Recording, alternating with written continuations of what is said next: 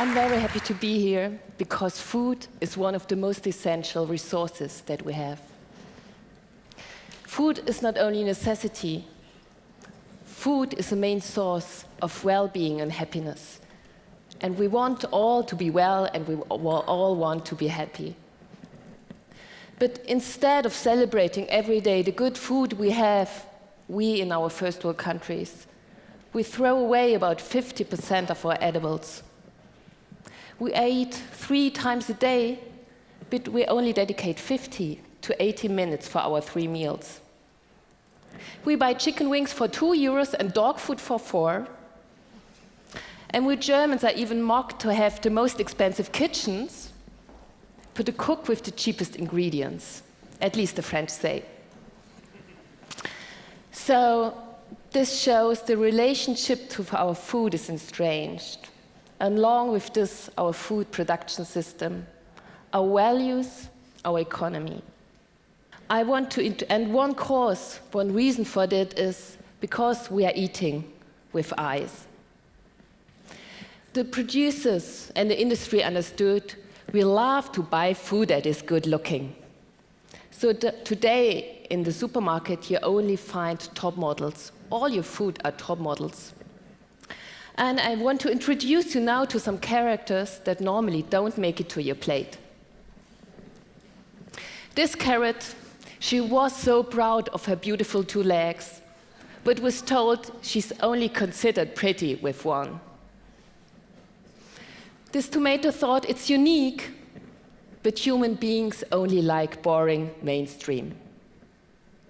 The cucumber wasn't straightforward enough, and the banana was told this pattern is totally old-fashioned. And this apple? This apple is a top model. It's perfect in size, form, color, at least according to European regulation. This is the European regulation for apples. On 18 pages, it's describing how our apples have to look like. Not taste like, look like. And we all know beauty has always its price. So this apple consumes a vast amount of resources: water, oil, fertilizer, pesticides, insecticides, fungicides, and a lot of fuel and energy for coaling, transport, and other stuff. And we pay the cost for the whole harvest, but only eat a part. And all these chemicals, these remains, accumulate in our earth, in our water, in our food, and causes a lot of environmental and health problems. So this shows the system today is not good for anyone. Not for the producers, not for the distributors, not for us, the consumers, not for the environment. I'm very lucky that I'm an art person because I can create underworlds. I can take a system and just turn it upside down like I want to have it. And that's what I did with my project, Stadt, macht, satt, Harvest the City. The aim of this project was to do, through food, good for ourselves, good for the others, good for the environment, and good for the future. So I decided to turn waste into something valuable, and to make the unharvested, the unseen, and the forgotten food treasures in our city visible and usable. I decided to harvest the city, to surplus the city nature, and to grow food of my own in the city. So far, roundabout, I rescued about 20 tons of really good edible food, like you can see here. And I planted a lot of little tiny urban gardens. When I started the project, I decided to do it with children. And thanks to Paul Hilder, I know why I decided to do it with children, because they have the hard power. They really have the power to change, and they have a clear mind for this. So the first project I did with kindergardens and elementary schools. And I searched with them 500 radius around the school what they could find of good food that would normally not be used. So we went to the supermarket next door asking for the sorted out fruits and vegetables, totally edible, as you can see here. We went to the bakery next door asking for the bread that wasn't sold. And we really did expeditions to the city nature. This is how my expedition members normally look like. And you would be amazed, but also your city nature is worthwhile an expedition. Unfortunately, I can't take you on a tour now, but I want to give you a glimpse and some impressions by pictures, how rich our city nature normally is, and we don't take account of it. These are goji berries. Hollywood stars pay a fortune for it. So this is just a brief impression. But the children had enough bread, fruit, vegetables to do 50 or 200 or more snacks a day for the whole kindergarten or the whole school. The children learned to cook with recipes, but mostly without. Because we had to be creative, we didn't know what we would harvest, and so they did whole of unique creations of their own, and also created beautiful names for it. And with every snack, with every sandwich they were selling in the schoolyard, they were telling the story very proudly of the rescued bread, of the unharvested apple, or the forgotten carrot, and made the whole school aware. And one of the best things of this project is they not only became a lot passionate food rescuers, they became little gourmets. They really liked the freshly made self-food.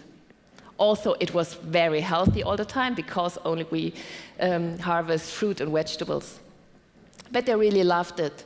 And I thought, this is the best way for the future, to give our children the best food we can so they demand it for the rest of their life. So they not only changed the school, they also gradually changed the whole neighborhood, because they went to the supermarket manager and saying, "You are stupid. You throw this good food away. You have to change it." And the discussion was going on, and to some extent, some supermarkets and shops, they changed. And they went to go to their parents, sneaking through the refrigerator, really watching carefully what the parents do with the food, and stopped food waste at home. And this is the best thing of this project. The children educate us adults. And they also had a totally different perspective of their neighborhood, and made also the adults aware of the plum tree next door or the elder bush around the corner. So every time we came back from the supermarket harvest, we had a mountain of packaging waste. So I took another group of children to do little gardens out of the packaging, and they had a little enterprise business, so the waste was going to the other group, and the fruits were going to the food group, so it was a business case. And so the milk boxes I turned into little edible cities for the windowsills. From potato sacks and rice sacks next door, we did sack gardens for bigger plants, like potatoes, cucumbers, carrots, tomatoes. And sometimes we had good harvest. From bottles, we did little window farms, so we also could harvest in winter. And we conquered the fences. I never realized before how many fences we have in our schools and in our cities. So if there's no space for a garden, just use the fence. It's really working. After transforming some schoolyards into little green dots in the city, we also wanted, or we dreamed of our first public community garden. And we wanted to do it on a construction site fence, because we wanted to show there where the city grows, we must also grow green for a city worth living in. For a city worth living in, we need green and good food. So this is our first community garden on a construction site fence in the middle of Berlin. Everyone that wanted could have a bag and plant his own plants or get plants from us, and could have his 50 to 50 centimeter garden. This was a total experiment. We didn't know if the plants would grow, if the neighbors would really join in the project, or if the plants would just not only get stolen and demolished, like in this part. Unfortunately, sometimes it's normal. But really, a miracle happened. All the residents, they loved this little garden. They came here and told me, I come here to get good mood. And it's the nicest place on the square at the moment. And they really were planting there and sharing the harvest, even it was not much. And we only had one action with children there, but these children came every week visiting their plants, watering them, and having a lot of fun. And every bag is telling a little story about this neighborhood that is very poor. So this is Ingo's bag. Ingo is normally sitting every day on the same bench with his friends the whole day. And for his birthday, he asked if he could get 2 parsleys. And we gave him, and then he became one of the most passionate guards and tourist guides for our garden. To every passers-by, to the tourists, he was telling, this is a great place. You have to come here, and we do this because of that and that and that. So it really changed also the life a little bit of Ingo. Another really challenging project I did with 18 pupils, 14 to 18 years old. They asked me, and we decided together to live 3 weeks totally without money in the countryside. To only get food we could find, we could harvest, we could exchange, or we could work for. And I think I don't exaggerate, this also was a very, very intense experience for all of us. We always had enough food, we were never starving, but believe me, every minute we were thinking, dreaming, talking about food. So normally the pupils, they just grab a quick sandwich during 2 lessons. But here the whole day we were busy looking for, searching for, preparing our own food. Most of them never had cooked before. And this really changed our perspective. Things that we thought are important were not important at all. And every meal became a little feast. So even the most simple dish, we tried to decorate it really nicely. And we sat together, sharing and enjoying really the food and having a good time. And really the sharing thing was one thing that impressed me most. I will never forget a situation when we had 1 slice of watermelon, but we had a discussion for half an hour how we would divide it between 18 people. So Stadt, macht, satt, we also designed stage dinners for events, for galleries. This was in a museum of Berlin, and it was a students' project. So the students wanted to tell the story of the 50% of the food that normally doesn't make it to our plates. And we decided to do a 3-course dinner to serve it only into jars, to expose it like art in a museum, in a showcase, like culinary art, but also like our culture. And to serve it only in jars to show we have to preserve our food better. and not only not wasting, but also to keep the biodiversity and the species for the next generations. We stuck little background informations on the jars why this food especially would have been wasted. And also little invitations so the guests would interact, to share a sound, a color, a taste, a thought between each other during this meal. The idea for apple treasures is very old. I had it 11 years ago in a little village outside of Berlin.